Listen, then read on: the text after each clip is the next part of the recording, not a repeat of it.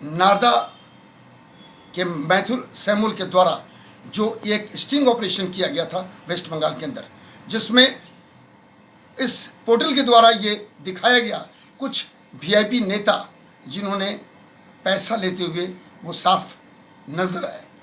4 साल होने के बाद आज टीएमसी के 4 नेताओं को सेंट्रल ब्यूरो ऑफ इन्वेस्टिगेशन ने अरेस्ट किया।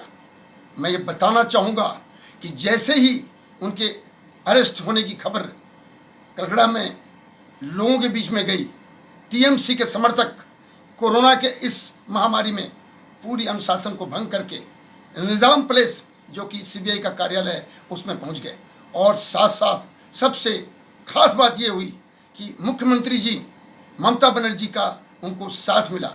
5.5 घंटे निज़ाम प्लेस के अंदर ममता जी का रहना भी इस संघीय प्रणाली के लिए एक आश्चर्यजनक बात है। मैं ये कहना चाहूँगा कि सीबीआई अपनी जांच कलकत्ता हाई कोर्ट के निर्देश पर, जिसको सुप्रीम कोर्ट ने भी एक्सेप्ट किया कि जायज़ है, इसके ऊपर जांच होनी चाहिए, उसकी जांच प्रक्रिया को आगे बढ़ाने के लिए आज इन्होंने इनको अरेस्ट किया है। सीबीआई के प्रवक्ता ने भी बेहतर ढंग से इसके बारे में पूरी जानकारी दी। मैं मानता हूँ कि चुनाव के तुरंत बाद इस तरह की जो एक्शन हुई है तो लोगों के मन में शंकाएं भी पैदा हो रही हैं। सबसे बड़ी बात, जो सैमुअल जो हैं जिन्होंने इस स्टिंग ऑपरेशन को कराया था और किया था, उन्होंने भी बताया है कि इसमें विपक्ष के नेता जो ममता बनर्जी को बीजेपी की तरफ से हरा चुके हैं, शुभेंद्र अधिकारी और मुकुल राय एक्स-एमपी, इन दोनों का भी फोटोग्राफ रिश्वत लेते हुए दिखाया था, लेकिन इनका दोनों का कहीं भी अरेस्ट में या जांच प्रक्रिया में नाम नहीं है। बात जांच की है, क्या ममता बनर्जी एक चीफ मिनिस्टर होने के नाते इस तरह की जांच को रोकना जायज़ है? नहीं है। मैं ये बोलना चाहता हूँ कि आज जो वहाँ पे हंगामा हुआ, जो हिंसा हुआ, ये भी बहुत ही संघीय ढांचे को चोट पहुँचाता है। सबसे बड़ी बात है कि राज्य पुलिस जो है इसमें एक नपुंसक के तौर पे खड़ी रही। उन्होंने भी अपना लॉ एंड ऑर्डर जो उनके जिम्मेवारी का क्षेत्र होता है, इस पर बेहतर ढंग से कार्य नहीं किया। बात जो भी हो, अभी माननीय कोर्ट के पास ये चार्जशीट जाएंगी और माननीय कोर्ट का निर्देश, निर्णय सभी कुछ होना बाकी है। भारत के संविधान में जो न्यायपालिका है वो सबसे सर्वोच्च है इस मामले में। बस सबसे बड़ी चीज़ है कि क्या नारदा केस के जो 13 आरोपी थे उनको बचना चाहिए। अगर वो वीआईपी हैं, जैसा कि टीएमसी का कहना है कि विधानसभा के अध्यक्ष और ममता बनर्जी का कहना है कि सरकार से इन्होंने परमिशन नहीं लिया, लेकिन गवर्नर साहब ने परमिशन दिया।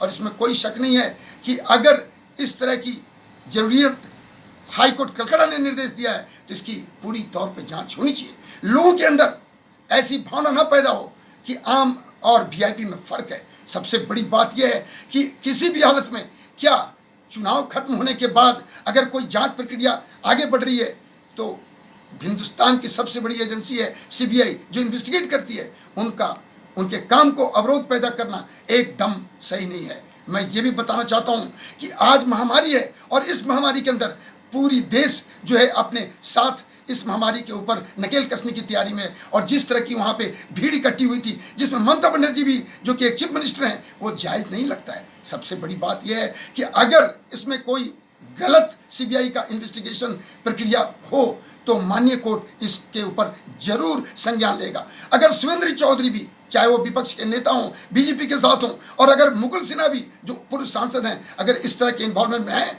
तो उनके ऊपर ही प्रक्रिया लागू है। लेकिन सवाल सीबीआई इन्वेस्टिगेशन का है और इस तरह से अर्धसैनिक बल के ऊपर एक तरह का पथराव और बुरी तरह से उनको हिंसा के तौर पे तकलीफ देना और किसी भी हालत में ये जायज़ नहीं साबित किया जा सकता है। और आज का जो ये वेस्ट बंगाल में इस तरह का जो हिंसा हुआ, इसके ऊपर पूरे देश में एक बेचैनी सी हो रही है, क्योंकि भारत एक प्रजातंत्री देश है, इसकी कुछ मूल्य होती हैं और इसमें जांच एक महत्व रखता है और जांच के बाद कोर्ट, माननीय कोर्ट, वो अपना निर्णय लेगा। लेकिन अगर कोई गलत है तो उसको गलत साबित करने के लिए हमारा कोर्ट ही सबसे बड़ा ताकतवर अपना स्तंभ है और इसके ऊपर किसी को भी शक नहीं होना चाहिए।